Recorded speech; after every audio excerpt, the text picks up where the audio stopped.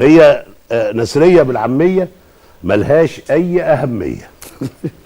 انا مش جبان، انا قبل مني الجبن ما كان ليه مكان ولا عنوان في قاموس الكلام. انا مش جبان، انا حد نفسه يعيش وياكل عيش في هدوء وفي سلام. انا مش جبان، وانا كل ما اشوف مظلوم في التي في بفضل اعيط عليه لغايه ما انام.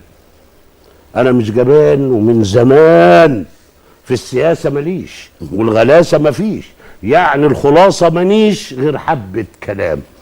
انا مش جبان ومش كنبه ومش شلته ومش مقبول ولا مقفول، بس قصاد التلفزيون والتوك شون اصنم من الاصنام.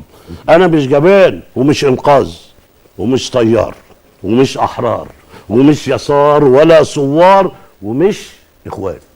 ما انت جاي منين؟ ومش اخوان.